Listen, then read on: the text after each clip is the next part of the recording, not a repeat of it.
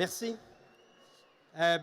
Premièrement, je veux vous dire à quel point c'est impressionnant de voir autant de gens réunis pour une bonne cause. C'est ma première expérience dans un aréna, mais je veux juste souligner que les gens qui ont décidé de consacrer leur samedi pour manifester, dire à haute voix leur inquiétude par rapport à l'avenir de la santé, mais également trouver des solutions, être à la recherche de solutions. Moi, je vous dis, c'est important sur le plan politique, mais je pense que pour l'ensemble de la population québécoise, ça donne espoir. Donc, merci d'avoir posé ce geste-là, que j'ai décidé de poser moi-même avec vous ce matin. Merci, c'est gentil. J'ai décidé de passer un peu de temps avec vous pour, d'une part, vous dire qu'on est avec vous dans la volonté d'avoir un système public fort et vous expliquer pourquoi nous, on en arrive à ces conclusions-là au Parti québécois. D'abord, permettez-moi de saluer Madame la présidente de la CSN, Caroline Senneville, les membres des comités, du comité exécutif, mais surtout vous, travailleurs dans le réseau de santé. À nouveau, je souligne votre courage. J'ai participé moi-même à une tournée qu'on a faite au Parti québécois. Comme vous le savez, nous ne sommes que 4 députés, donc quand on fait des tournées, c'est chacun des députés qui contribue, mais on est allé sur la Côte-Nord, en Outaouais, en Abitibi-Témiscamingue, on est allé à Drummondville, on a vu l'Est de Montréal, puis on a posé des questions. On a été témoins du courage des travailleurs qui travaillent dans des circonstances quand même très difficiles. On a été témoins des interruptions de services qui affectent directement la population. Et le hasard a fait que dimanche dernier, le Congrès du Parti québécois, le Conseil national, on s'était donné pour thème viser la santé des Québécoises et des Québécois. Et c'est important de mentionner que le système de santé, ce n'est pas qu'un fichier Excel, ce n'est pas qu'une histoire de comptabilité, de pilules et de services ou d'actes médicaux. Le rôle d'un gouvernement, je pense, un gouvernement qui a à cœur l'intérêt public, qui a à cœur la santé des Québécoises et des Québécois, c'est justement de se poser la question, comment est-ce qu'on vise la santé des Québécoises et des Québécois? Donc, on s'est penché là-dessus au Parti québécois. On a traité notamment de la prévention, de la promotion des saines habitudes de vie, mais également de la surprescription. Et ça nous amène sur le sujet du privé, parce que la compagnie qui vend des médicaments, son but, d'abord et avant tout, c'est de faire un profit. Donc, quand on regarde une partie du Canadien, puis que sur la bande, c'est marqué Ozempic partout, on doit se poser la question, est-ce que c'est ça, viser la santé des Québécoises et des Québécois? Est-ce que c'est normal que nos jeunes soient bourrés de pilules, qu'on prescrive 2 fois plus de médicaments pour nos jeunes, pour le TDA, par exemple, que pour la moyenne canadienne? Est-ce que c'est normal qu'il y ait une hausse de l'obésité, une hausse des troubles de santé mentale? C'est un sujet qui est important. Quand arrive la question du privé, bien, on a le choix entre 2 philosophies. Soit qu'on investit, on se donne le devoir de s'investir pour un régime de santé qui couvre tout le monde, parce qu'on considère qu'on est assez riche pour soigner tout le monde et qu'on a la responsabilité morale de soigner tout le monde convenablement et dans des délais raisonnables. Soit on choisit ça, ou soit qu'on se dit que c'est pas grave, puis qu'il y a des gens moins chanceux qui n'auront pas le traitement à temps, puis des gens moins bien nantis qui ne pourront pas se payer un soin de santé dont ils ont besoin.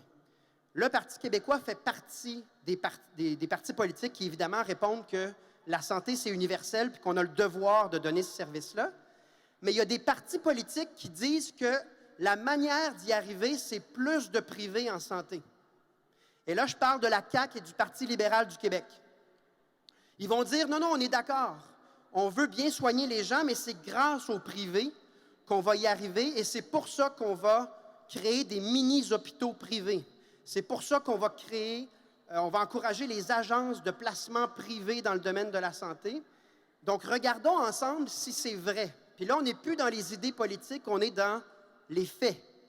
On est dans la question, est-ce que ça a fonctionné ou ça n'a pas fonctionné? Je vous donne quelques exemples, parce que depuis 30 ans, on privatise petit à petit certains pans de notre système de santé. Et notre constat au Parti québécois, c'est que tout ce que ça a donné, c'est que le privé cannibalise les ressources du public Et pendant ce temps-là, le réseau public s'affaiblit.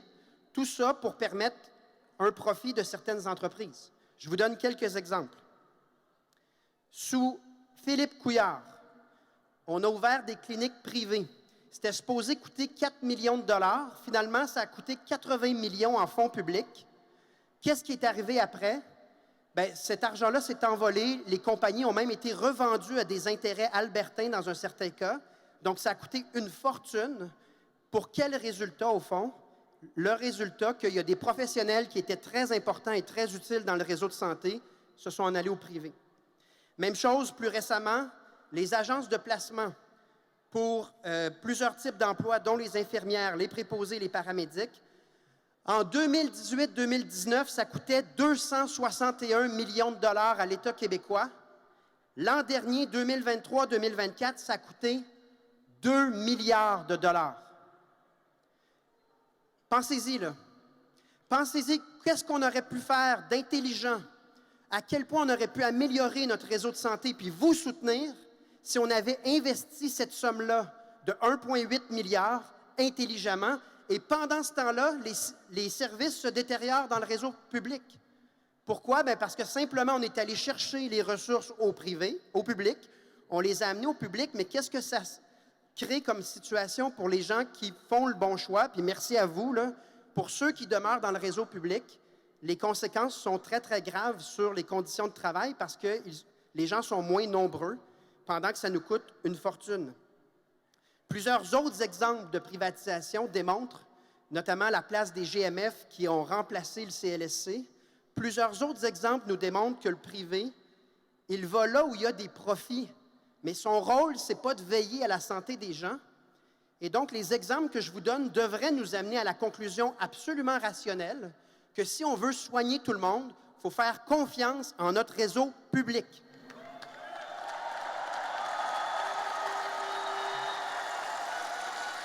En passant, le Parti québécois a exactement le même raisonnement pour les CPE. C'est une invention du Parti québécois. Puis petit à petit, le Parti libéral, la CAQ, en a fait un modèle d'affaires privé. Le Parti québécois s'engage également à un réseau de CPE 100% public avec d'excellentes conditions de travail puis de l'accessibilité pour tous les enfants.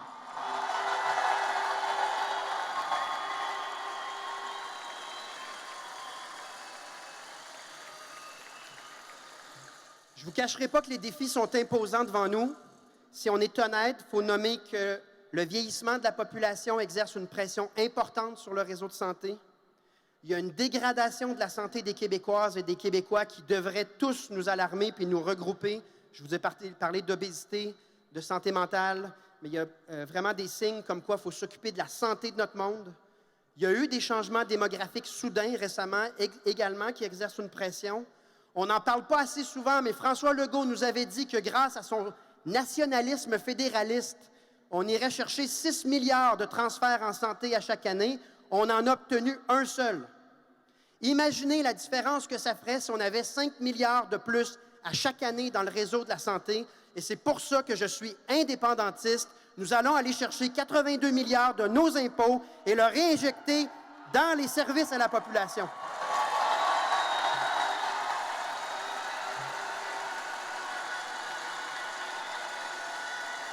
Merci.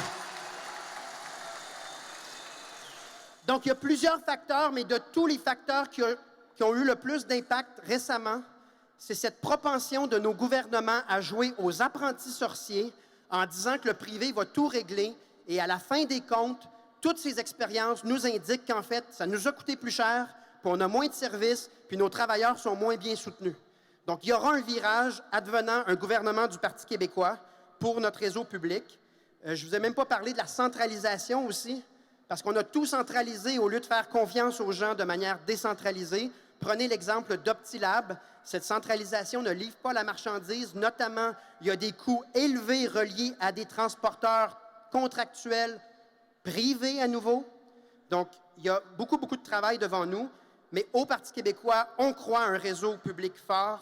Et ça veut dire également qu'on croit à des conditions de travail qui font en sorte que les gens sont là pour rester, pour durer. Notamment, notamment mettre fin au temps supplémentaire obligatoire, permettre aux 200 000 professionnels du réseau de poser des actes médicaux sans qu'il y ait un médecin, donc investir dans la multidisciplinarité, implanter un vrai système de gestion autonome des horaires. Ça veut dire, à l'échelle du Québec également, mettre fin à l'incorporation des médecins, changer le mode de rémunération des médecins. C'était une promesse de la CAQ, ils ne l'ont pas tenue.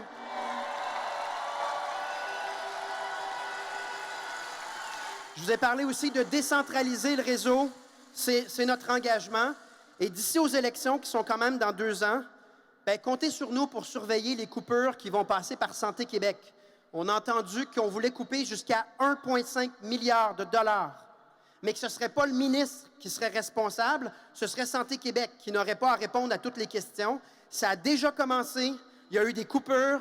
Je peux en parler dans mon comté, mais dans l'Est de Montréal, il y a des coupures d'infirmières notamment.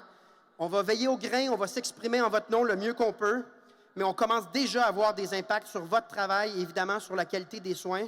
Donc, ensemble, nous devrons vraiment, dans les 2 prochaines années, suivre ce gouvernement à la trace. Et je termine en vous disant qu'on paie beaucoup d'impôts, en tout cas, on en paie plus qu'aux États-Unis, mais c'est un contrat social qui a du sens. On tient à notre monde. Puis on veut une société équitable, donc on veut une société où tout le monde peut être soigné. En ce moment, malheureusement, ce contrat social, il est fragilisé, il est même un peu brisé quand des gens n'ont pas leur chirurgie à temps, quand les gens n'ont pas accès aux soins. Une partie de ça, c'est l'introduction du privé qui a été un échec. Donc, on a du travail devant nous, mais le système public réussira à prendre tout le monde en charge si on fait confiance à notre monde. Puis ça, c'est vous. Donc, merci d'être nombreux aujourd'hui. Et gardons le cap, gardons espoir. Merci de votre soutien.